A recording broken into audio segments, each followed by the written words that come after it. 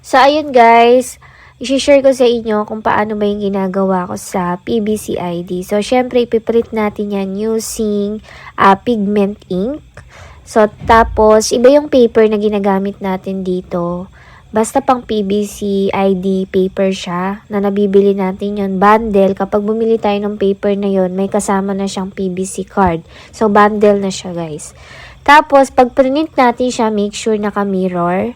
Tapos, i-check natin yung side na ipagpiprintan natin, dapat yung hindi napipil. Yung kapag napipil siya, yun yung hindi na side yung ipiprint. So, meron ako ditong PVC cutter. So, kailangan natin to, lalo na kung ID size. So, ID size yung aking PVC cutter. So, yung tinta niya guys, so, paglabas nung hindi mo natin siya hawakan kasi nagkakalat siya minsan pag hindi pa siya tuyo.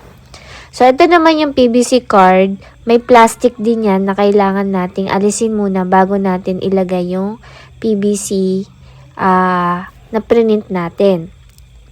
So, para madali siyang alisin yung plastic, so, ginagamitan yan ng tape. So, ayan. So, kailangan kapag nilagay natin naka-top, yung makulay na print natin is nandun yung sa ibabaligtad natin siya. Dapat yung nakikita natin para siyang malabo. Diba nga mirror natin siyang print.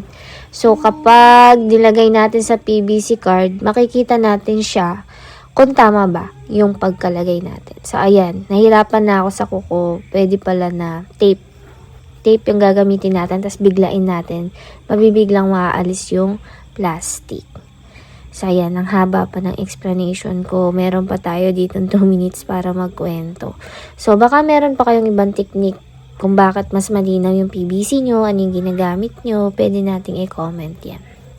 So, may pending pa ako doon kung makikita nyo may tracing pad. So, ayan, syempre kapag PVC card, kailangan natin ng laminating machine. So, naka-heat siya guys, naka-hot. Pero hindi siya ganun kainit. Dapat yung saktong temperature lang. Kasi kapag sobrang init niyan, ang tendency pwede siyang malusaw or pwede dumikat dun sa roller ng laminating. So, yan. Naalis na natin yung pinaka-white. Babakbakin natin yan gaya nito. So, para mas madali siyang mabakbak, gagamit lang tayo ng tape, tas bibiglain lang natin. So, ito yung napaka-satisfying talaga na part, yung pag-aalis ng color white na to. So, ayan na yung ating PVC ID. So, diba, back to back na din siya. So, ganun lang kasimple yung PVC ID. Baka ito na yung sign mo para itry mo na yung PVC ID. So, napakaselan lang yung materials niya. Kailangan natin silang ingatan para hindi mabent. Yun lang!